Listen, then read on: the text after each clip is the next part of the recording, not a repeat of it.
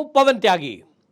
पूर्व कुश्ती संघ के अध्यक्ष ब्रजभूषण शरण सिंह पे जो यौन शोषण के आरोप लगे थे, इस मामले में दिल्ली पुलिस ने चार्जशीट दाखिल कर दी है और उस चार्जशीट में जो यौन शोषण के आरोप लगाए गए थे उस पर तो क्लोजर रिपोर्ट यानी फाइनल रिपोर्ट कोर्ट में सबमिट कर दी गई है। पुलिस के सूत्रों का कहना यह है कि क्योंकि जिस लड़की ने यौन शोषण के आरोप लगाए थे और जिस लड़की को यह कहा जा रहा था कि यह नाबालिग है, पोक्सो एक्ट में जिसको लेकर एफआईआर दर्ज कराई गई थी, उसने जज साहब के सामने एक धारा 164 के तहत अपने बयान दर्ज कराए थे और जब बयान दर्ज कराए थे तो उसमें छेड़छाड़ की बात बोली थी, लेकिन बाद में यह बयान वापस ले लिए गए और वापस लेने का कारण भी उस लड़की के पिता ने बताया, क्योंकि नाबालिग बच्ची है तो उसके पिता की तरफ से एफआईआर दर्ज कराई गई थी।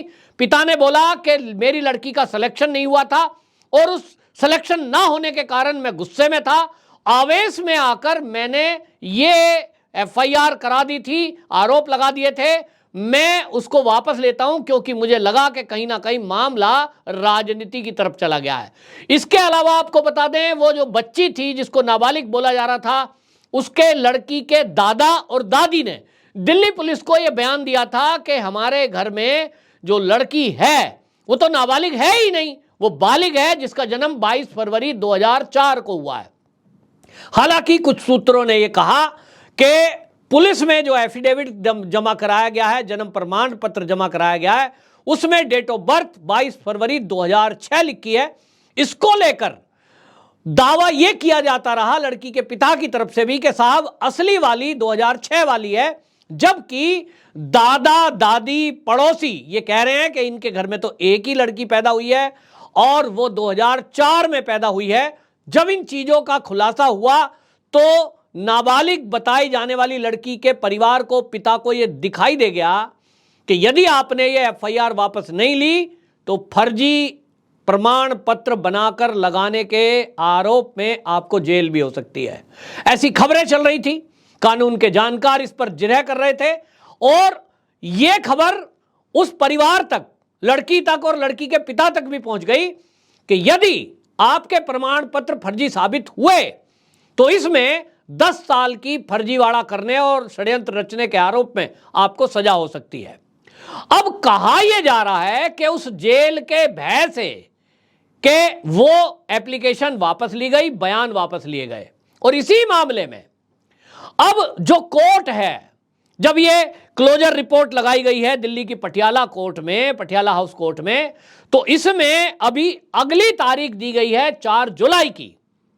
जज साहब के सामने अब दोनों बयान हैं, जो पहले आरोप लगाया गया था 164 में और अभी वापस लेने की जो एप्लीकेशन दी है।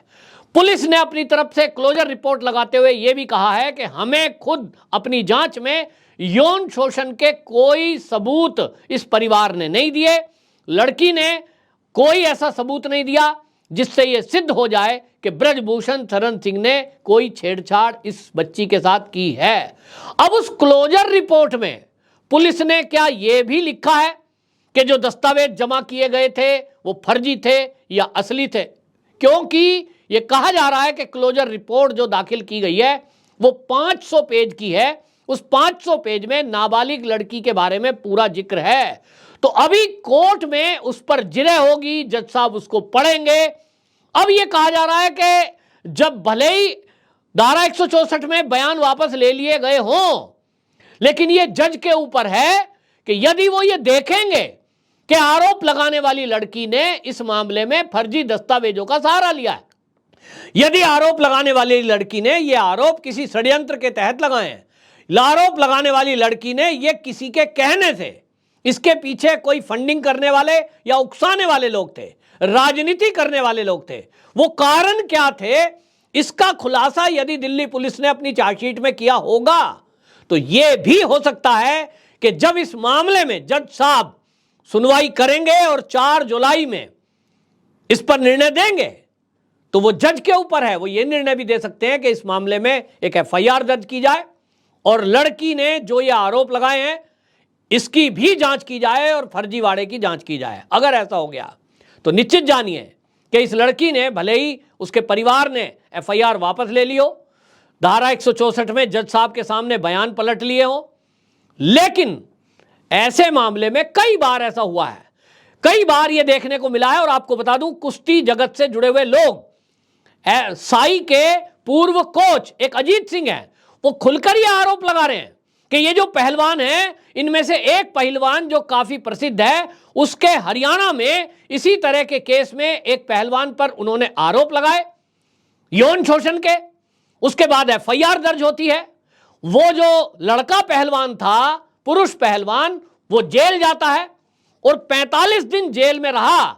उसके बाद जब कोर्ट में तारीख लगी तो कोर्ट में वो जो महिला पहलवान थी, जिसको बच्ची कहा जा रहा है, देश की बेटी कहा जा रहा है, वो साई के पूर्व कोच ये कह रहे हैं कि वो लड़की फिर अपने बयानों से पलटी और वहां बयान वापस लिए, लेकिन इसके एवज में लाखों रुपए लिए गए, जिसके लिए उस लड़का पहलवान जो था, पुरुष पहलवान, उसने अपनी जमीन तक बेची। तब वो उन आरोपों से बरी हुआ, जेल के बाहर आया। अब यदि ये ऐसा हुआ है और यदि इस केस में भी ऐसा है तो यह बहुत गंभीर है। और ऐसे कई मामले में जज साहब अपना स्वतः संज्ञान लेते हुए भी कई बार अगर फर्जी रिपोर्ट दर्ज कराई जा रही है, आजकल ऐसा हो रहा है कि जो पोक्सो एक्ट है उसका दुरुपयोग हो रहा है और उस पर सुप्रीम कोर्ट तक गंभीर है। तो यदि ऐसा देखा गया और जज साहब इस पर यह गौर किया तो यह भी हो सकता है कि जज साहब के आदेश पर इस मामले की जांच अलग से हो और फिर लड़की के खिलाफ, लड़की के परिवार वालों के खिलाफ फर्जी आरोप लगाने की एक एफआईआर दर्ज हो। बहरहाल यह फैसला ये कौन करेगा तो जज करेंगे और 4 जुलाई को करेंगे, लेकिन पुलिस की तरफ से क्लीन चिट दे दी गई है। अब इस बात में एक और आप देखिए, पुलिस ने अपनी तरफ से रिपोर्ट लगाई है, रिपोर्ट कोर्ट में लगी है और कोर्ट में धारा 164 में जज साहब के सामने बयान वापस लिए गए हैं। और यह पहले से पब्लिक में था, पुलिस के सूत्रों से बात आ रही थी, क्योंकि परिवार के जो लड़की के पिता हैं उन्होंने बाकायदा मीडिया में बाइट दे दी कि साहब हमने जो है गुस्से में ये आरोप लगा दिए थे, हमने तो जज साहब के सामने जाके अपना बयान वापस ले लिया, 164 के तहत हमने बयान बदल दिए हैं। यानी ये कह दिया जी हमने तो गुस्से में ये कर दिया था और हम अपनी रिपोर्ट वापस लेते हैं। ये मीडिया में आ गया, लेकिन उसके बावजूद भी कांग्रेस समेत पूरा वामपंथी मीडिया, वामपंथी दल और कांग्रेस के नेता, और इसमें कई हरियाणा के यूट्यूब चैनल हैं। मैं तो इस चैनल के माध्यम से कहना चाहता हूं खट्टर सरकार को कि ऐसे चैनल जो आपकी सरकार के विरुद्ध एक नफरत फैला रहे हैं, एक षड्यंत्र में शामिल हैं, उनके खिलाफ तत्काल कार्रवाई की जाए, उनके ऊपर एफआईआर की जाए, चैनल उनके बंद किए जाएं। यह नैरेटिव चलाया जा रहा है और देश के प्रधानमंत्री और गृह मंत्री को बदनाम किया जा रहा है। तो अमित शाह इस पर संज्ञान लें। वो चैनल क्या चला रहे हैं? वो चैनल चला रहे हैं, हमें तो पहले ही पता था, ब्रजभूषण शरण सिंह क्योंकि बीजेपी का सांसद है, मोदी जी उसे बचाने में लगे हैं और मोदी जी ने देखिए क्लीन चिट दे दी। क्या ये एफआईआर जो दर्ज हुई है वो 164 के तहत जो बयान हुए हैं वो तो जज के सामने हुए हैं? क्या उसमें नरेंद्र मोदी ने बयान दर्ज करे थे? नरेंद्र मोदी ने एफआईआर वापस करने को दबाव दिया था? क्या अमित शाह जी के कहने पे एफआईआर रद्द हुई है? नहीं, अमित शाह जी के अंडर दिल्ली की पुलिस जरूर है, लेकिन अगर लड़की के परिवार वालों को डरा धमकाकर किसी प्रेशर में अगर बयान वापस कराए गए हैं, जैसा कि कांग्रेस समेत विपक्षी पार्टियां बोल रही हैं, जैसा कि कुछ सोशल मीडिया चैनल बोल रहे हैं, जैसा कि कुछ चैनल वाले इसको प्रसारित कर रहे हैं, अगर ऐसा हुआ है तो भाई वो सामने आए ना, सुप्रीम कोर्ट में जाए और सुनिए। लोग कहते हैं साहब वो पहलवानों को डरा दिया गया है।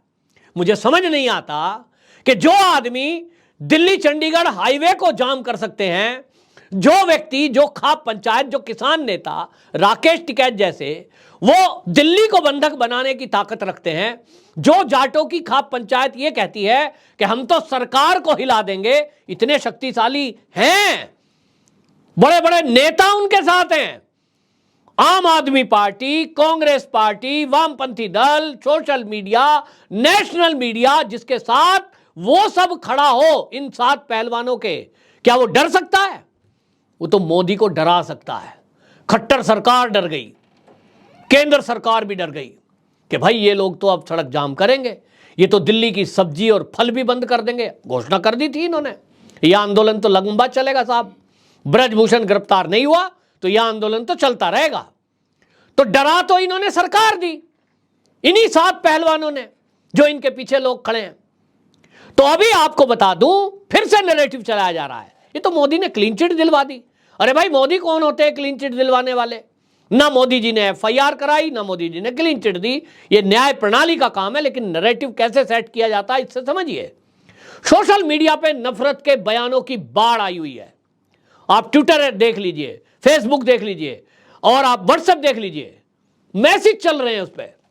मोदी सरकार जाट विरोधी है, अब की बार सबक सिखा देंगे, 24 में कोई जाट मोदी को वोट नहीं देगा।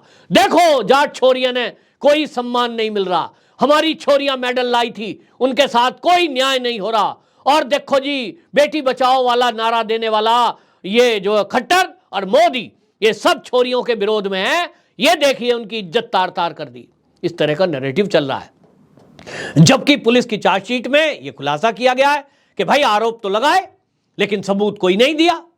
आप एक पहलवान कह रही है कि दिल्ली में ब्रजभूषण शरण सिंह ने अपने कार्यालय में मेरे साथ छेड़छाड़ की। जब तारीख पूछी जाती है तो तारीख बताई जा रही है जिसमें ब्रजभूषण शरण सिंह दिल्ली में थे ही नहीं। तो यह मीडिया चलाएगा क्या? चलाना चाहिए क्या? चलाना तो चाहिए, नहीं चला रहे हैं।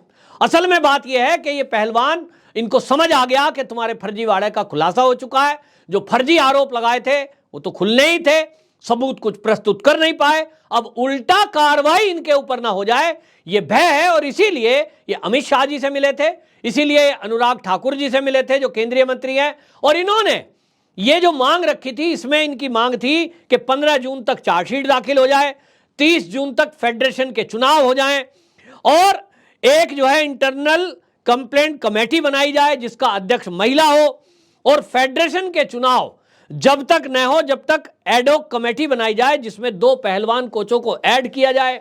जो 2 कोच के नाम इन्होंने सुझाए उन्हीं को ऐड भी किया गया है। इसी तरह इन्होंने कहा कि फेडरेशन के कामकाज में पहलवानों की राय ली जाए, और पूर्व अध्यक्ष ब्रजभूषण शरण सिंह से जुड़ा कोई भी व्यक्ति अब जो चुनाव होगा उसमें मैदान में ना उतरे, उसके परिवार का कोई व्यक्ति।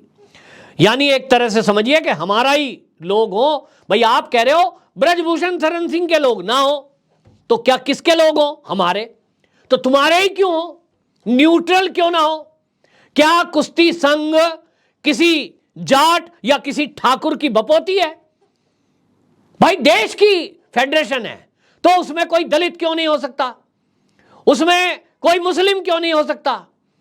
कोई भी होना चाहिए। आप कह रहे हो हमारा आदमी होना चाहिए। भाई, ना ब्रजभूषण का कोई आदमी, ना कोई खाप पंचायतों का आदमी, ना खिलाड़ियों का आदमी।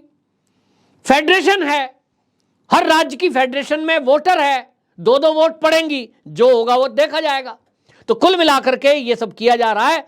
और इसमें एक मांग रखी गई थी कि 28 मई को जो धरना प्रदर्शन जंतर मंतर पर था, दिल्ली पुलिस ने जो FIR दर्ज की, वो पहलवानों से वो FIR उनके ऊपर से वापस ली जाए। ये मांग पहलवानों ने रखी थी। अब देखते हैं कि इनकी एक मांग तो पूरी हो ही गई है कि 15 तारीख दी गई थी चार्जशीट की, वो हो गया। तो क्या सरकार इनकी बाकी सभी मांगे भी मानेगी? अगर ऐसा होता है तो निश्चित जानिए कि ये आगे आने वाले कुश्ती संघ के चुनाव को प्रभावित करेगा। और लोग ये कह रहे हैं कि जो ब्रजभूषण शरण सिंह ने कुश्ती में सुधार किए थे वो फिर बट्टा लग जाएगा, फिर से वहां राजनीति होने लगेगी, फिर से वहां एक ही राज्य का वर्चस्व हो जाएगा, फिर से वही गंदगी फैलेगी जो गंदगी अभी निकल करके थोड़ी सी सामने आई है, जिसकी आशंका पहलवान जता रहे हैं। कहीं सरकार पूरी तरह झुक गई है या सरकार का प्लान कुछ और है, यह बाद में दिखाई देगा। बहरहाल ब्रजभूषण शरण सिंह को पुलिस की तरफ से क्लीन चिट मिल गई है। आपकी क्या राय है? कमेंट बॉक्स में जरूर बताएं। वंदे मातरम।